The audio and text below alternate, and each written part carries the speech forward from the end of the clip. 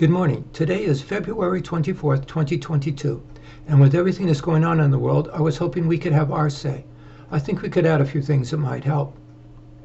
To paraphrase the most famous of the famous, if you want to wipe out poverty, it's actually quite easy. All you have to do is pass a law that says, from now on, the gal who changes the dirty diapers gets the romance. They're quick to point out, however, that enforcing things is another matter.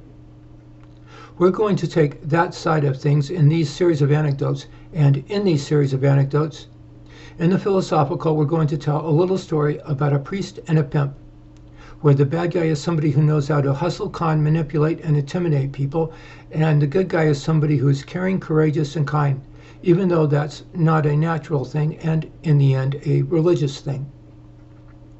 In the political, we're going to tell a story about the idea that communists in the 1950s came out and said that they were going to overthrow the United States by about the year 1973 using economics.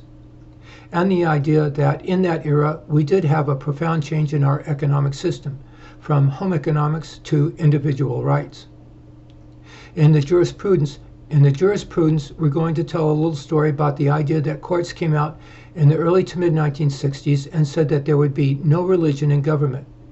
And with that, none of the things that are religious, a normal supply and demand curve, and the idea of a large middle class.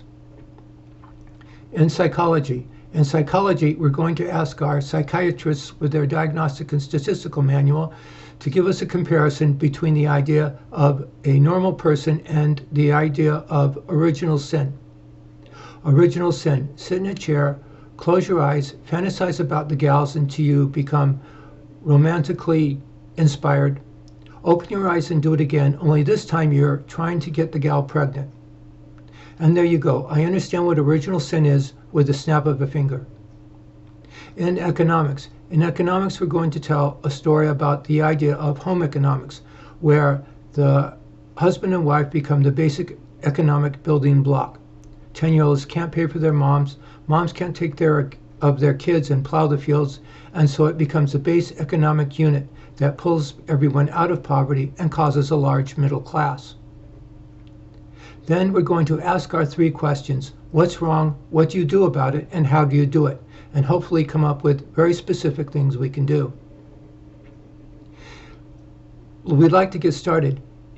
If you're up for it and we can talk you into it, first the gals. If you're a gal, to take the character of a 1950s home economist. You have one husband and 4 children. How much of a budget do you need to run the household? How much are shoes and groceries and school for the kids and going to Disneyland once a year and a tennis racket for yourself because you need to recreate as well? How much of a budget do you need to run the household?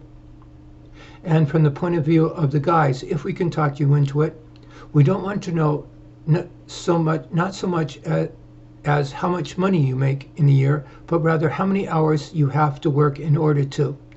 How many hours would you have to work in order to come up with a family budget? That's it. That's enough to get started for now. There's just one bit of housekeeping. I start these anecdotes. I introduce these anecdotes with the date that they're recorded. And if you'll notice, they're very much out of sync. That's because I first tried to take the little more of a scholastic approach and tried to build an argument. And then I realized that no, that's not the thing to do. The thing to do is to get things out in 2 or 3 minute segments and let the professional poetics put it in the words. And so that's what we'll do. Well, thank you. I hope to see you on these series of anecdotes, and thank you for letting me join your gang in the playground.